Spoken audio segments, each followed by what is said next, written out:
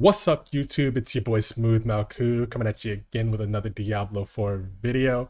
We just hit 100 on Sorcerer, so I figured it was about time to show you guys what I used to get there. You guys have been paying attention to the previous videos or watching over at twitch.tv/Malkuvius, you've seen that I pretty much rode Fire Sorcerer the entire way. We tried out Incinerate, we tried out Meteor, and we've tried out Firewall, which we ultimately used to reach 100. I'm going to go over that build as well as what I used to level, just because I figured it was fun. And you guys can leave me your thoughts and comments in the comments below. So without further ado, let's go ahead and get into it. So I ended up on a Firewall Sorcerer, and I want to say first off that this is probably the best Fire Sorcerer build you can go. The fire tree unfortunately doesn't have very much support, and with that being said, Firewall and Meteor being mastery skills aren't the greatest at getting damage done and doing the work a sorcerer wants to do.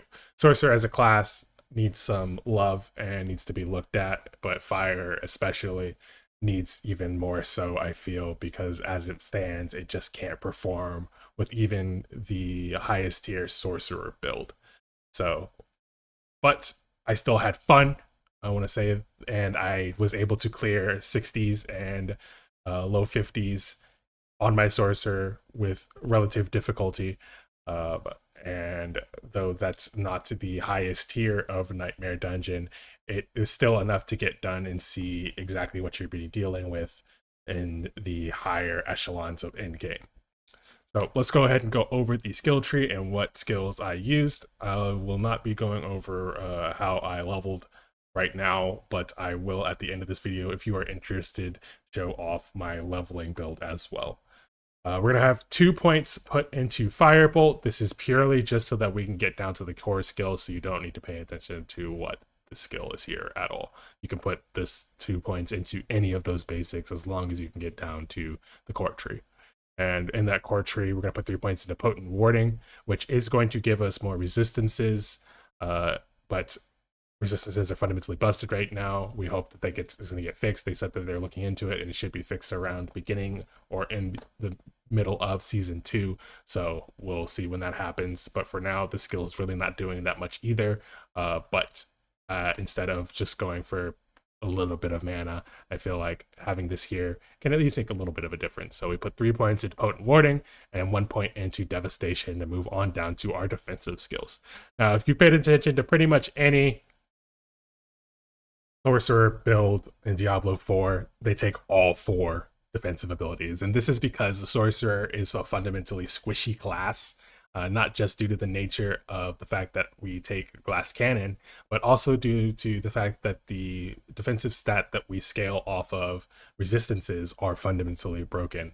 And because of that, we are just much more susceptible to taking high damage, and we can't take very much armor in our Paragon board, and we do not have very many ways to mitigate damage outside of our defensive tree. So we take all 4 defensive skills to help compensate for that. And they can also be very helpful in this build, and I'll get into how here in a bit. But for now, let's go ahead and go over these skills. So we take 3 points, we take our Flame Shield, 1 point into the base skill, and then we extend outwards into Shimmering Flame Shield, which so we can get that heal whenever we activate. We're mostly using Flame Shield for that immune though, but the heal is very nice. We take Teleport, and we go ahead and branch into Shimmering Teleport to get that 30% damage reduction after we teleport, and we're going to be teleporting a lot, so having that is very helpful. We have 3 points into Glass Cannon. Without this, our damage is really negligible, and we will get a Raiment of the Infinite, which will put 1 more point into this, so you'll actually go up to 24% increased damage and 12% more damage taken, which will help out a lot more. But you're going to want to have these different abilities even more with that 12% increased damage taken. We take 1 point into Ice Armor. We don't really care about the deviations of the tree for Ice Armor. We really just want that barrier from the initial cast. So we only put 1 point into this and move on.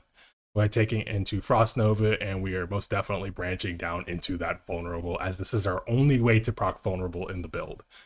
and we'll talk about that. And I have talked about that in previous builds, but guides, but we'll talk about that some more here in a bit. We're going ahead and going down into the conjuration tree, and inside of this area, we're only taking the precision magic for the lucky hit, 3 points into that, and 1 point into align the element so that we can branch out into protection and mana shield.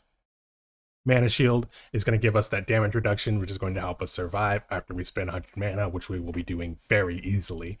And protection will be giving us a barrier whenever we use a cooldown. Now, all of our defensive skills and our ultimate are cooldowns, which means that 5 of our skills will be proccing barriers whenever we use them, which is very, very helpful for staying alive and increasing our damage based off of our aspects, which I will get into after this. From there, we go down into the mastery tree, where we take 2 points into Icy Veil to increase our barrier durations. Now, I put these 2 points into here, but you can move these points around. You can put them into Teleport to lower the cooldown even more if you want to, or put them somewhere else. It's entirely up to you. You can put them down into the Fiery Surge as well. But I do it just to increase that barrier duration, give it a little bit more uptime. In that regard, if you find yourself being able to cycle between your skills even more and not have any downtime on waiting for cooldowns, you can take these points out because you will basically have a permanent uptime on barrier at that point. So from then point on, we go into Meteor, which we will branch out into Wizard's Meteor. We're not actually slotting Meteor on our bar, but we will be using the Meteor enchantment, which will give us that chance of a meteor falling on lucky hit. And by having the branch out, we get more chances of meteors falling when a meteor falls on 3 or more enemies. And we also get the immobilize effect whenever a meteor does fall, which will help increase our damage as well. We take 3 points into Inner Flames to increase our pyromancy damage while we are healthy, and we branch into Crippling Flames to immobilize off of Lucky Hit as well. And as you can see, we're using a lot of Lucky Hits here, so we definitely want to make sure our Lucky Hit is high, and we'll go into how we're going to do that when we get to our gear section. But onto our main skill, Firewall, we put 5 points into this. This is our main damage skill. We are not using any other damage skills in this build. Teleport and Flame Shield and Meteor do damage, but as they are conditional damage, and Inferno does as well, we are mostly using Firewall for our damage uptime. We're going to be branching down into Mage's Firewall to make sure that enemies continue burning outside of our firewall. Now, you might have heard how damage works for damage over time effects from other videos and from other creators, but the reason that we want to branch into this is not only to make sure that we are continuously doing our damage, but if you pry vulnerable onto an enemy and then cast Firewall, and that enemy moves out of your firewall, they are taking the increased damage from when they first applied that vulnerable effect, even after they have left the firewall in those continuous ticks, because damage over time snapshots, basically based off of that initial cast. So you want to make sure that you apply your vulnerable, then apply your firewalls to get the most value out of your firewall damage. Moving into Inferno, our ultimate skill here. The Inferno branches only into the Supreme Inferno, which makes our Pyromancy Seal cast no mana. The reason we take this one over any of the other ones is because it's a cooldown. Our Pyromancy skills cost no mana, and our Firewall is very expensive. And it also pulls enemies in, which makes it easier for us to group them up and apply our vulnerable to them.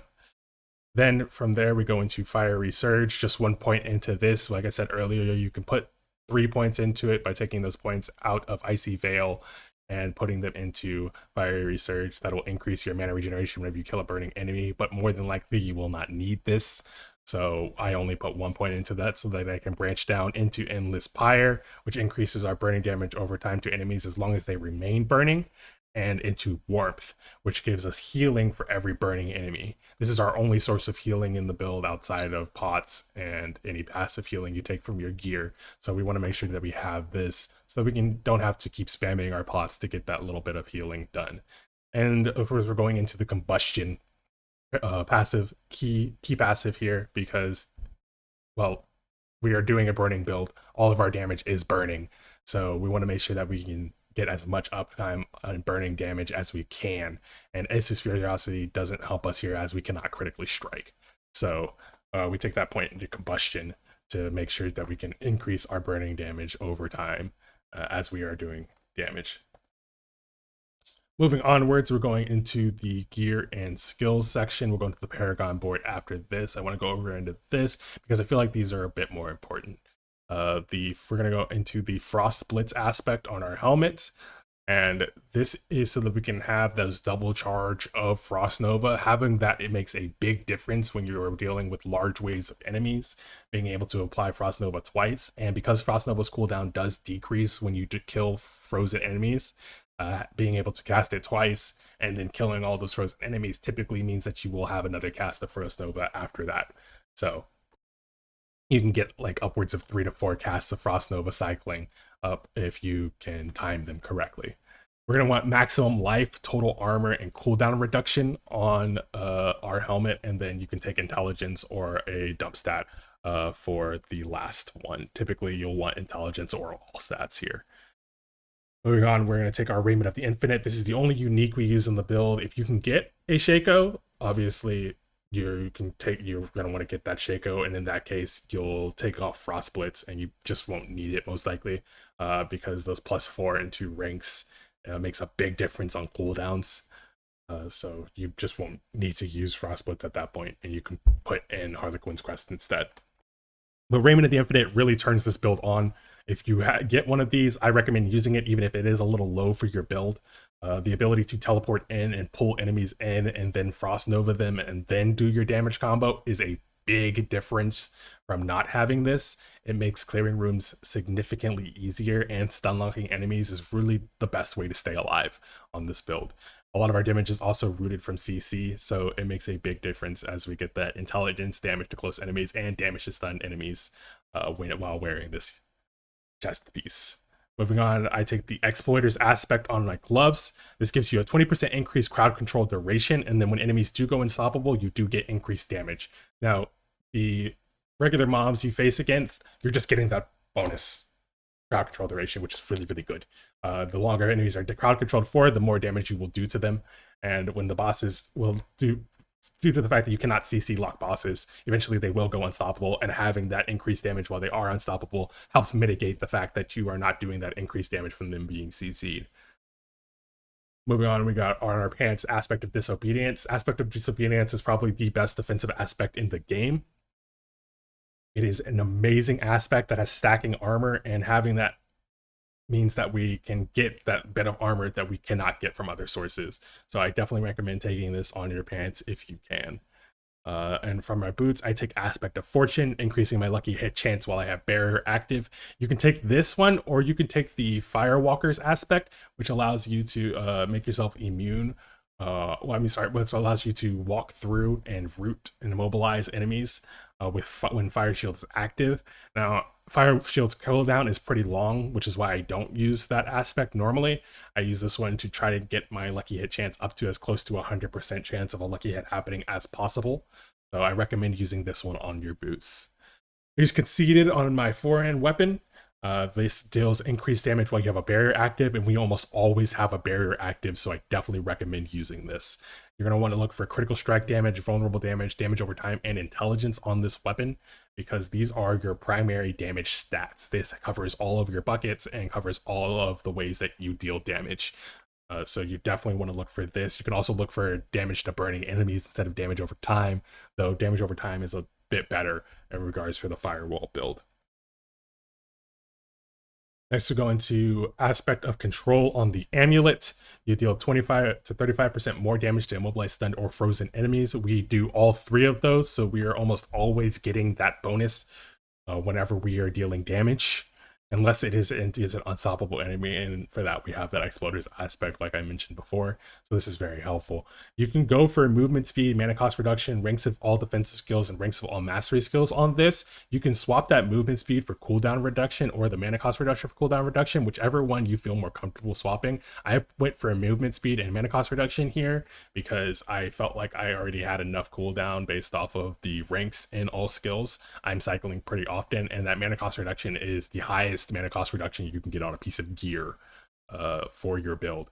So it can go upwards of like 26% mana cost reduction, which will lower your firewall's cost by enough to where you're proccing a cooldown, it refills up the cast of a firewall. And in that case, it means that more than likely you are not going to run out of mana at any point. We take Prodigy's aspects for whenever we use a cooldown, we restore mana. This is like I was mentioning just now. This is how we are going to make sure that we constantly have our mana upkeep and how we can keep casting firewalls and keep spamming them out without running out of mana. This aspect does all that work. We're going to want critical strike damage, lucky hit chance, vulnerable damage, and maximum life on both of our rings. These are the stats for this build.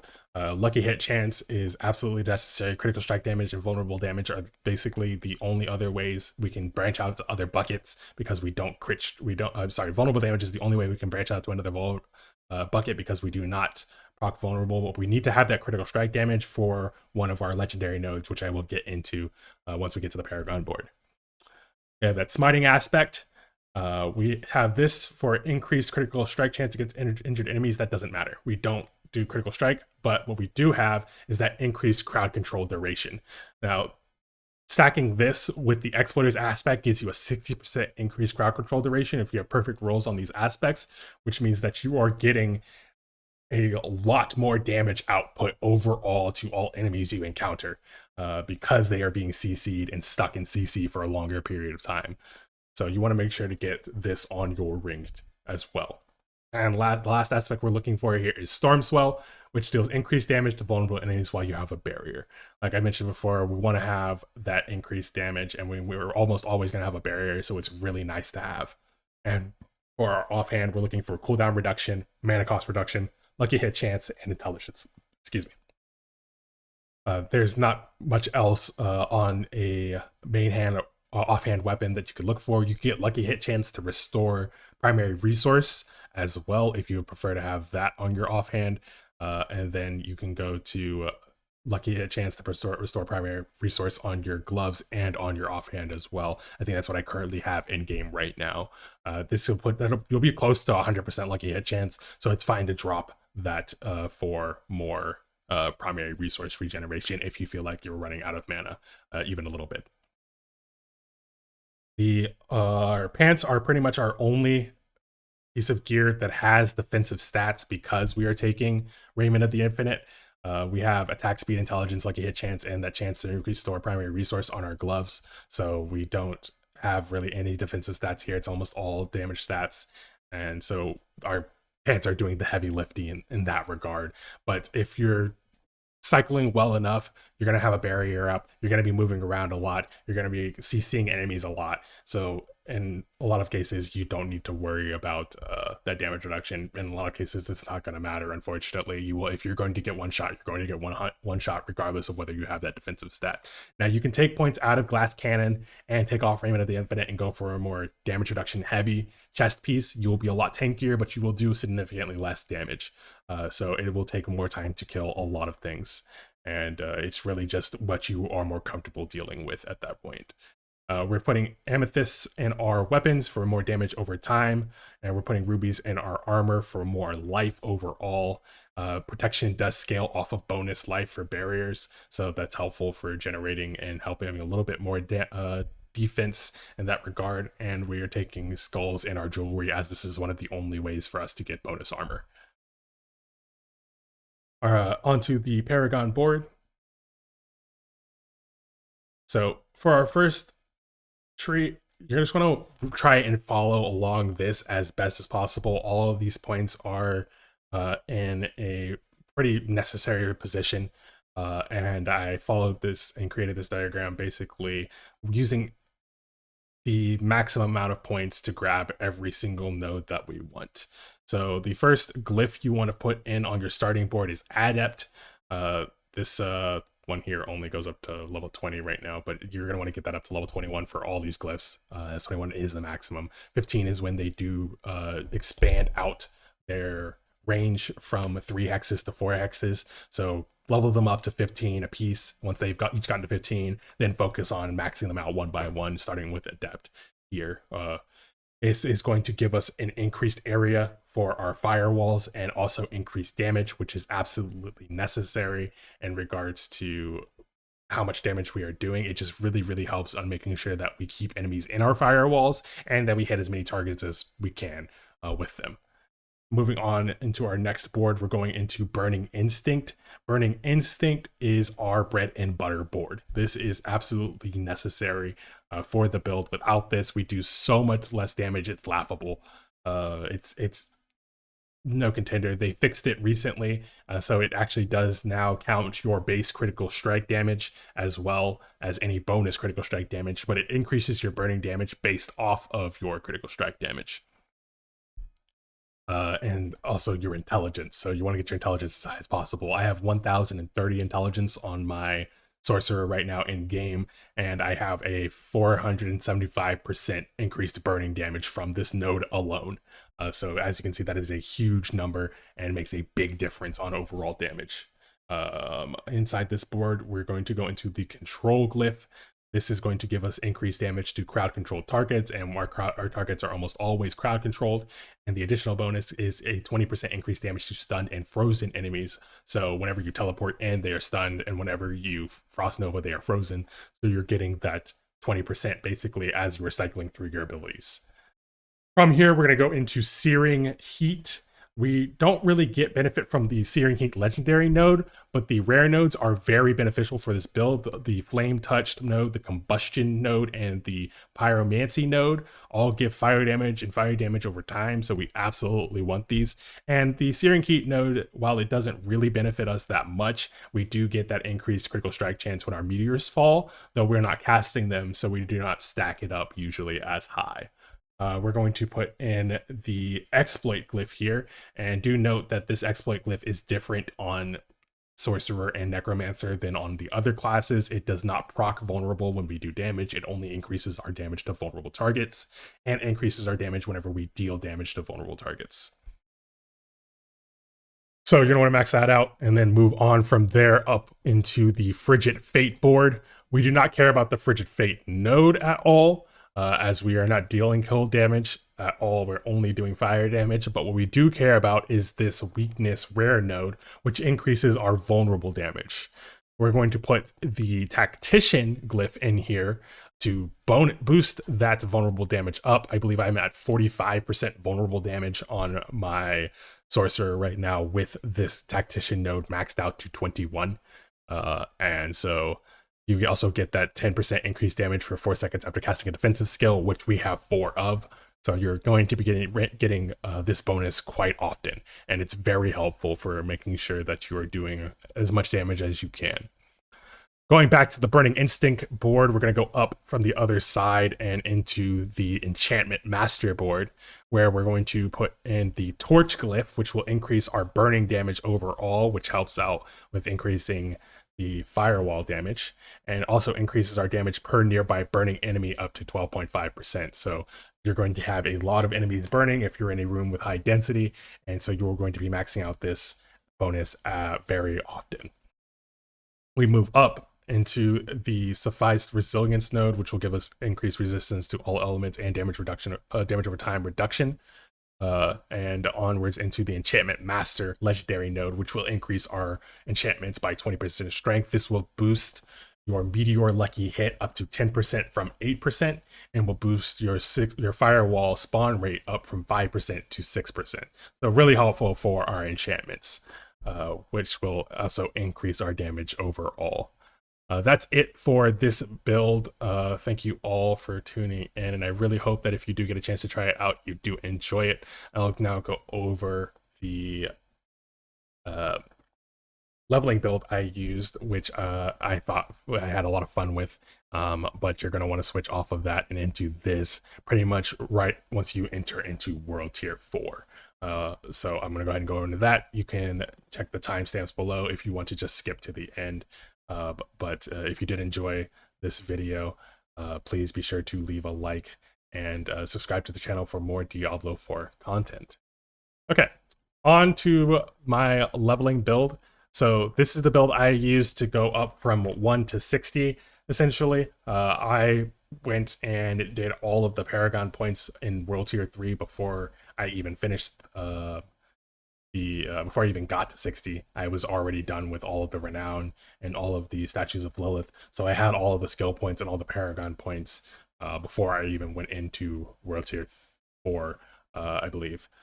So I'm gonna go ahead and go over this and why I liked it, and just thought it was a lot of fun.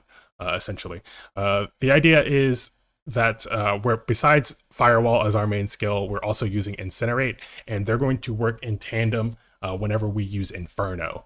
So you're going to take 3 points into Firebolt, which you will be slotting on your bar to start off with, going up into Flickering Firebolt so that we can generate more mana, because Incinerate is a channeled skill which will consume 25 mana per second. So we want to make sure that we are generating more mana so that we can keep casting our Firewall and our Incinerate whenever the time does come. And if you do find yourself having no mana problems early, or at this later on, once you've filled out your tree, you can take out Firebolt and just use Firewall as your primary skill. That's eventually what I did around 60. You run out of mana a lot faster, but your damage is so much higher, especially when you do get to use that combo of Firewall, Inferno, Incinerate. We go 5 points into Incinerate. This is going to be our primary skill until we have enough mana to continuously cast Firewall over and over again.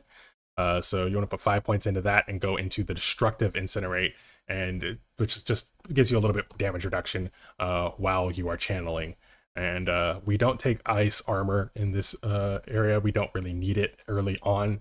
So instead of that, we just move down and put those points into other set areas of the tree. And we branch out. And other than that, it is almost identical to the build that I used before. The idea is, like I mentioned, you want to put down 2 or 3 firewalls, channel your Incinerate, and after casting Inferno, and then you just do so much damage to single targets and groups of enemies as they are being pulled in, and you most likely have frozen them. You'll have to unfortunately dodge or teleport away from the enemies before you start channeling Incinerate, as Incinerate doesn't do damage directly in front of you for some weird reason. So it's a little finicky, but it's a lot of fun, and I enjoyed it immensely. The Paragon board at this point doesn't really matter, and the gear is essentially the same.